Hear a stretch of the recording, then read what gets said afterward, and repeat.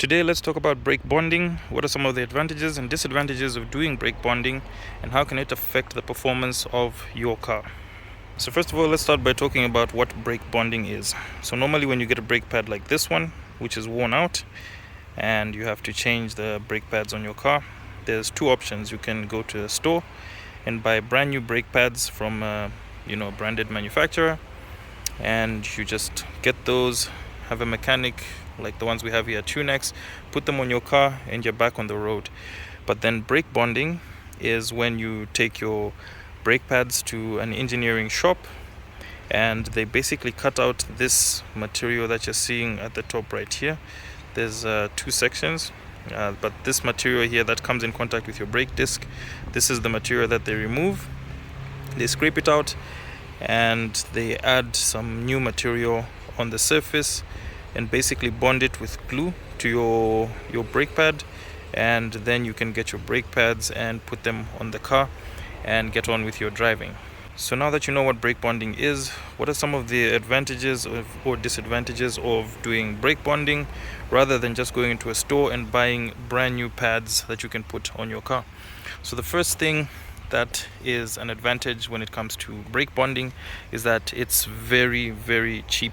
Brake pads for a car like the 370Z that we have right here can cost you anywhere from about 1,500 going up just for the brake pads in the front, and you need 4 for each side of the car. So you need 2 pads on this side, 2 pads on that wheel, 2 pads on the wheel that side, and 2 pads on this side. So for a full set of 4 brake pads for your front, you're looking at over 1,500 kwacha, and the back will be slightly cheaper. Maybe you get those 1,200 or even 1,000 kwacha for the set at the back. They're usually smaller.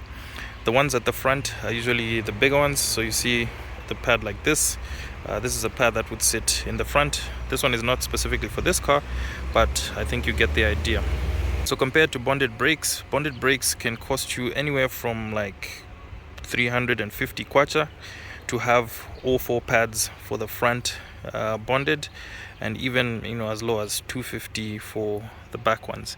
So these are just estimate prices, but you can see that it's a huge difference. You get almost less than 50% of the price that you pay going to buy brand new brake pads. You can get yourself bonded brakes done for the front and the back of your car for much less money.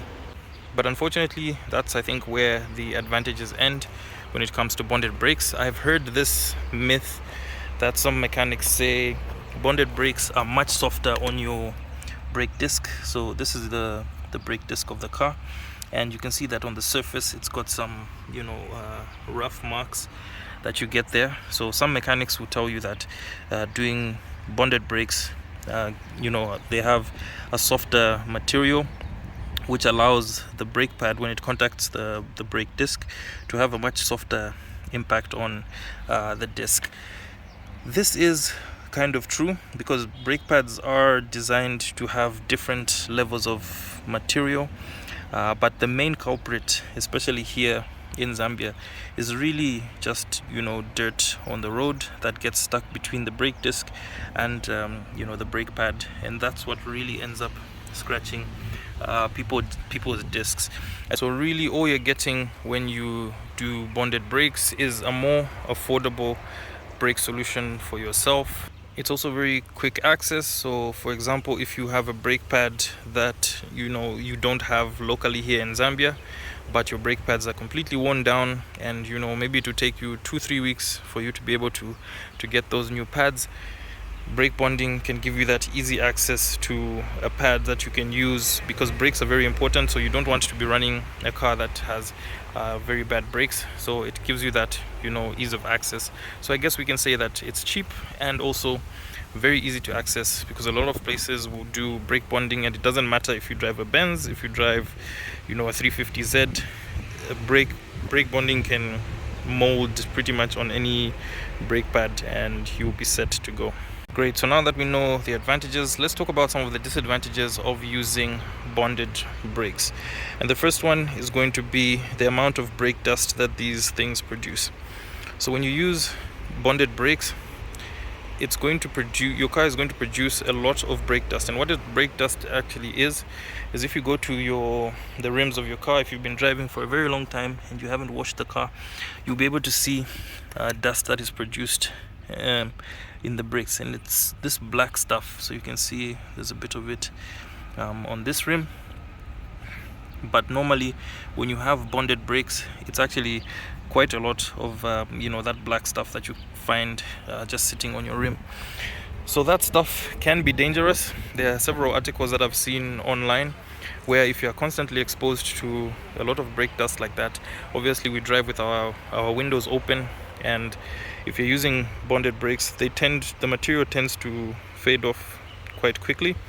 So it produces a lot of dust, and inhaling that dust can cause different health issues, whether it comes to breathing issues, or even some extreme cases. I've seen some studies say you can get cancer depending on the material that is put on your brakes as the bonding is done.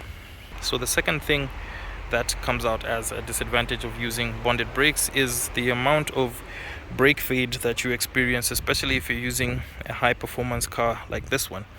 For those of you who don't know what brake fade is, this happens when, I think I explained this in the other video where I was showing you guys about brake discs.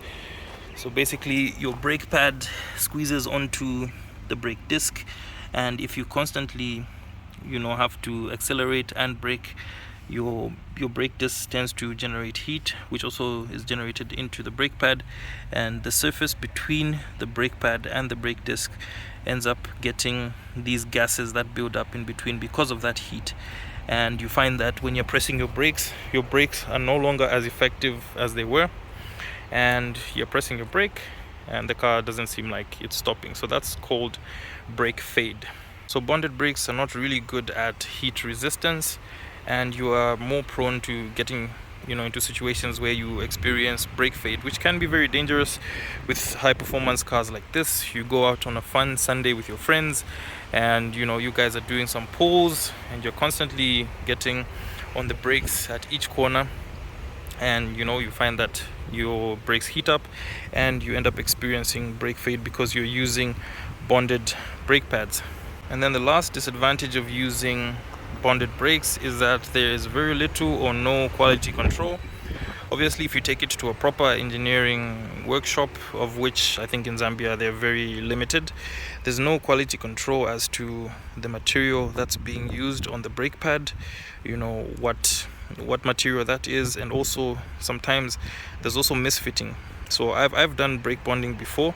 I've got an old car that it's almost impossible for me to find brake pads for that car, so I have done some brake bonding before I was exposed to the online space where I could buy some brake pads.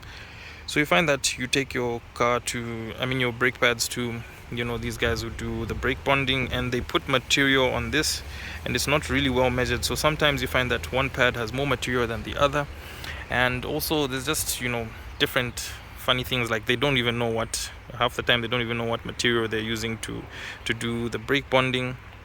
And even in some worst cases, there's a friend of mine who did brake bonding on a Nissan Patrol, and there was a time that we carried a really heavy load, and we're driving down towards Nyumbayanga, and for some reason that brake pad separated. So like I explained in the beginning, they take this material off and they bond it to this side, which is the metal part, with glue here.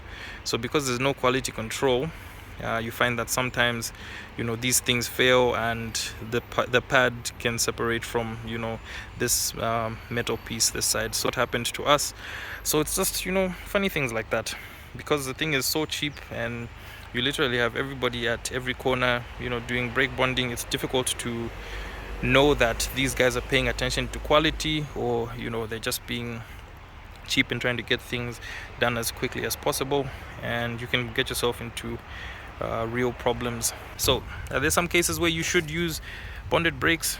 Like I said, if you've got brake pads that you don't have access to immediately and you can see that you're in a crisis, it's okay for you to go and get yourself some bonded brakes done, and as long as you know that you're not going to be using them for an extended period of time, and not using them, you know, on a high performance car like this one, I think it's okay. You can get yourself some bonded brakes.